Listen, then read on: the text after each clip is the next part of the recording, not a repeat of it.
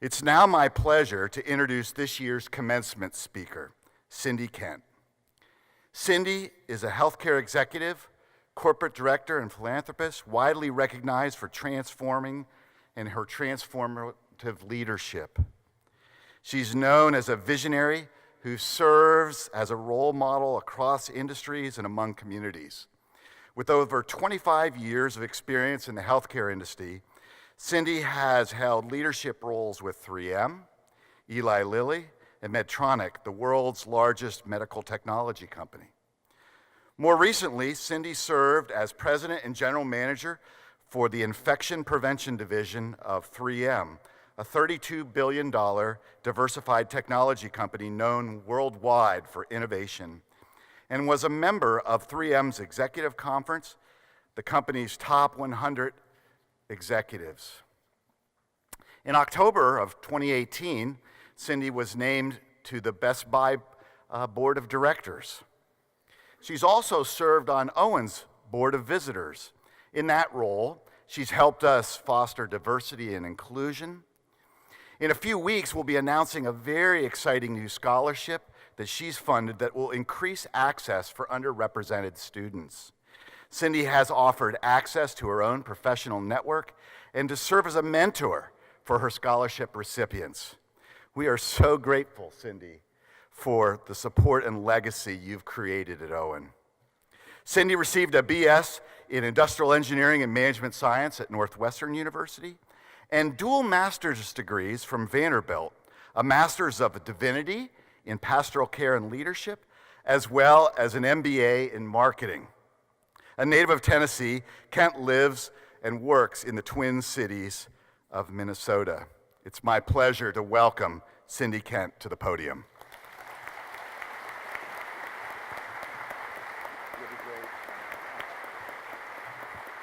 Wow. Hello and good morning. It is still morning, right? It's still morning. It's a good start. So Dean Johnson and to the faculty, staff, and deans, thank you so much for the gracious invitation to be the 2019 commencement speaker. Even after nearly 30 years in industry, I've seen a lot, I've done a lot, but you have no idea how humbling this moment is for me. As a proud alum, as a native Nashvilleian, this is definitely one of my own personal highlights, so thank you. It's also my 20th year anniversary that 20 years ago, I sat in the seats wearing the hood, the cap and the gown and the hood, thinking probably what the graduates are thinking. I hope she's brief. I hope she's not boring. And probably what you're not thinking, because we were on the Peabody lawn at nearly 100-degree temperatures. Oh my God, is it hot? So you have the pleasure of being inside. But either way, I'm deeply honored, and thank you. While we are here to celebrate the graduates, as Dean Johnson said, we also know that this journey doesn't happen alone. So I, too, would like to celebrate the family, the friends, and the loved ones that made this possible. So, cheers. Graduates, you've worked hard and you've invested in your own education. You've had sleepless nights, and if you were like us, maybe shed a few tears, tears that I hope have already been eclipsed by the gut-bursting laughter of classmates who will become your lifelong friends. I only have to look at the audience and see some of my own classmates all these many years later and know that that's true. So thank you, class of 99, for being represented and in the house. Henry David Thoreau wrote, "The mass of men lead lives of quiet desperation." How sad. What a desperately sad tragedy. As an alum, I can attest that the world needs your talent. We need enlightened leaders now more than ever. We need leaders who are personally and profoundly committed to living lives of significance and not settling, and I do mean settling, for merely material and monetary success.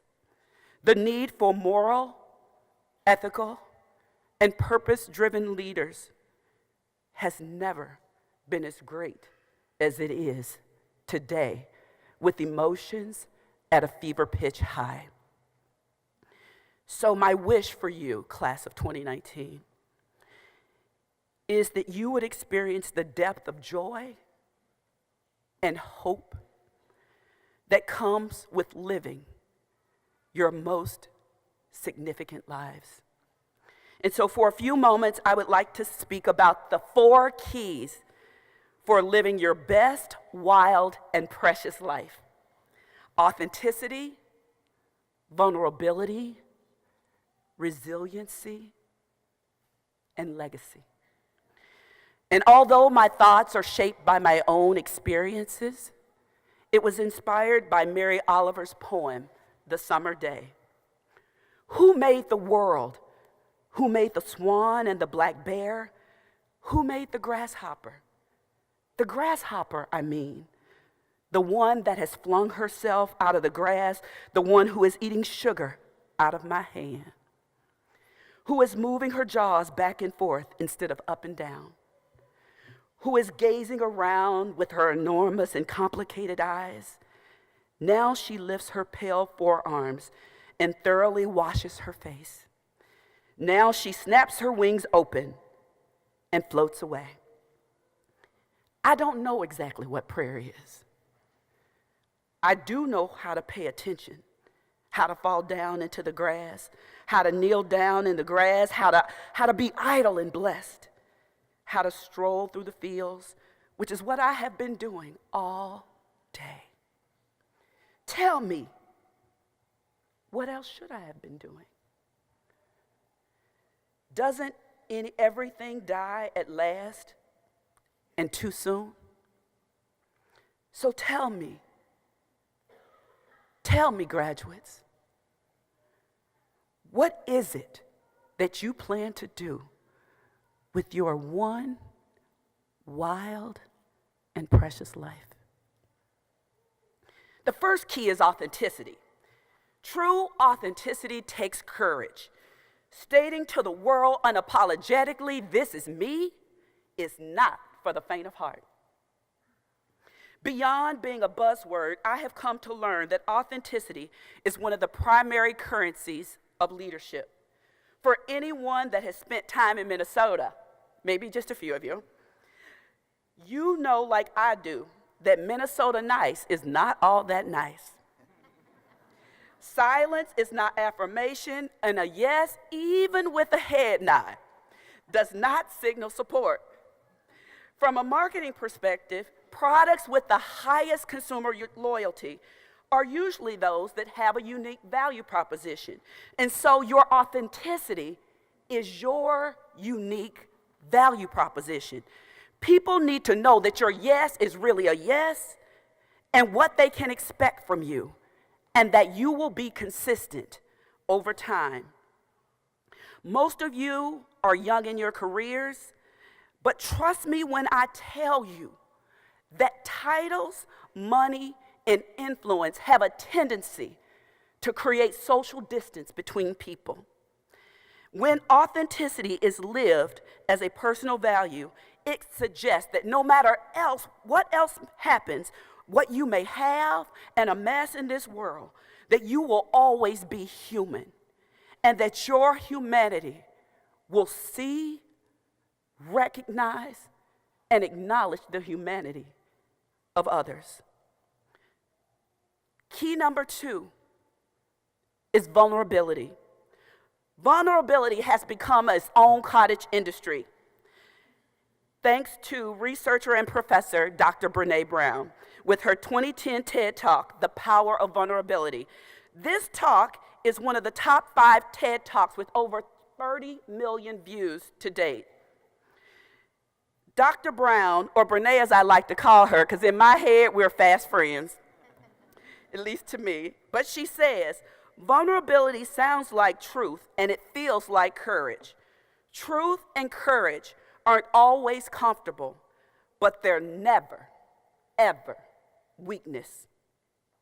Just imagine the shareholder value that would be released in corporations if each of us showed up as our most courageous, fearless selves each and every day, fully acknowledging that we don't have all the answers. Even at the top of the corporate pyramid, there are some things that we just don't know, and things that we might not always get right. I've seen poor examples of this when I was part of an organization that had a CEO whose main leadership tactic was intimidation, often bullying other senior executives during quarterly business reviews. It wasn't just a matter of you knowing your stuff, but there was a palpable fear if you were in the room that you just might be asked the most insignificant detail about your business during a 4-hour intensive review. So the night before the review was probably like the night before an exam finals at Owen, with executives staying up all night to cram and to learn the final details that they might be asked. If the business leader provided an answer that had even the slightest modicum of hesitation or uncertainty, the meeting would be paused and the facts would be checked. And having watched the executives before me being grilled, the day finally came that it was my turn for my business review. And I remember being asked one of those minutia red herring questions. My mind raced, like, do I BS? What do? Do I give an answer? Do I make something up? What's the right answer? And then, in one of the most vulnerable moments of my career, I responded, I don't know. Let me check and get back to you. You could hear the pregnant pause in the room. Utter silence that felt like a lifetime. There was a pregnant pause, and all 30 people watched in horror. I thought that I was going to be banished from the room immediately. We all looked at the CEO, who tilted his head this way, then tilted his head that way. And then finally he said, thank you, please do. That experience has left an imprint on me regarding the power of vulnerability, the power in knowing that there is more power in admitting what you don't know. The third key is resiliency. Just like the grasshopper in the poem, learning to fling ourselves out of the grass, having the courage to get back up, regardless of how many times we fall down and fail. And most importantly, learning something from that experience. Winston Churchill said, never let a good crisis go to waste. And I would encourage you neither to let a good failure, a good heartbreak, a disappointment, a devastation, even over the job offer that you wanted but did not get. Don't let the lessons that these experiences can teach you go to waste. And it's never just one lesson. It's only the best lesson for where you are in that moment. As a friend recently told me, that the same experience has the profound ability to teach us many lessons, depending on the lens and the place that we are in the journey at the time. The point being is that failure is a gift, but only if you allow it to be. If you were never turned down, if you never mess up, if you never had an occasion to say, I don't know, you won't learn, and most certainly, you will never grow. If you live long enough, and if you work hard enough, you will experience that failures, like these really fine professors, that the toughest ones are the ones that teach us our greatest lessons. Early in my career, I experienced a huge setback in a role. And long after I had moved on to a different role, I continued to play that failure over and over in my head. And it was a full 2 years later, and I was sitting down for a performance review. And I had received the top performance rating. And I went on telling my new boss all the things I could have and should have done better. And I can remember Sherry's words to this day. She stopped me mid-sentence, and she said, Cindy, if you don't let it go, that experience from 2 years ago will sabotage your career, and your greatest failure will be your reality. You've all heard stories of failure of now famous entrepreneurs and executives. And it really doesn't matter how many times you fall, but you must always have the courage to get back up. And when your confidence gets shaken, and I will tell you, on your best day, despite accolades like the ones that Dean Johnson read, your confidence will get shaken. That you ensure that you've got support around you, your posse, your tribe, that will remind you of who you really are and love and support you enough to not let you stay down when you fall.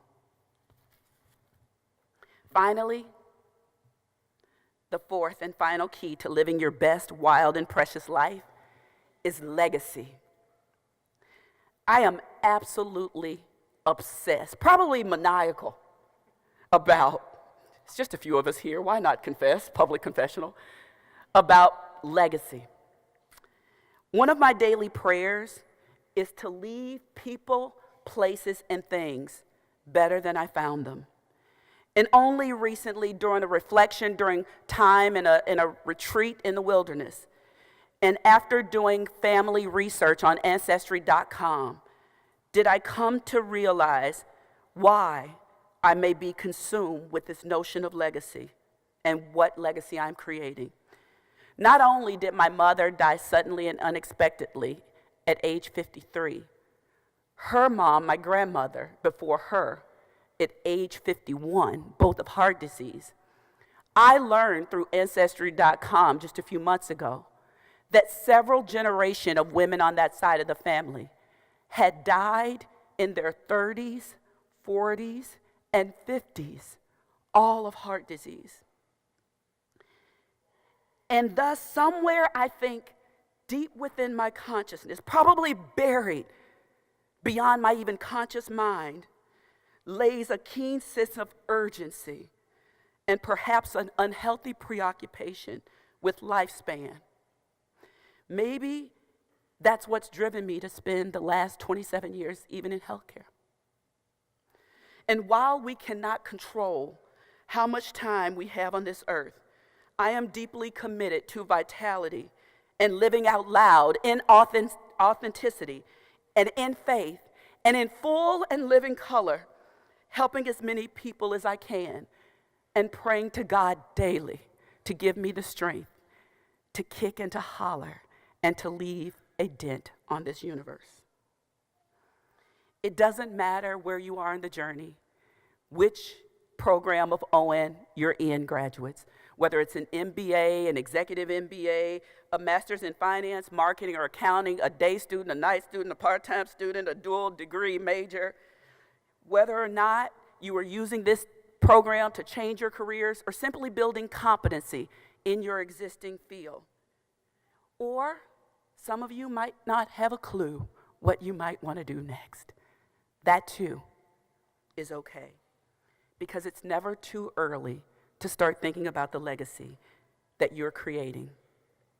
The truth of the matter is that each of us, I believe, has something deep within us whispering and wanting more, to be more, to do more. Some call it purpose, others call it vocation. And to be truthful, I don't even care what you call it. Just allow it. Amplify it with an intentionality and an intensity that in so doing, you would live a life that is bigger and better than what you ever imagined for yourself. And not just for you, but for everyone around you and for every generation that will come after you. Even if you are receiving, which I understand yesterday some of you did, one of the Vanderbilt honors and awards, or you're graduating at the top of this class, the truth of the matter is nobody got here alone. Recently, Judge Damon Keith, a senior judge at the U.S. Sixth Circuit Court of Appeals, said in an interview words that he shares with his young lawyers. He said, I tell them they are walking on floors that they did not scrub. They're going through doors that they did not open. You too must scrub floors for others to walk on, to open doors, even when they weren't open for you. We've got to leave a legacy, he says. Graduates, you've completed an unparalleled education. Now, part of that duty is to pay it forward for someone else. And in closing, I offer one final congratulations to the class of 2019, and I will conclude my talk by posing the question that Mary Oliver posed in her poem. Tell me, graduates, tell me, all 300 of you, what is it that you plan to do with your one wild, precious life? Make it good and significant. Thank you.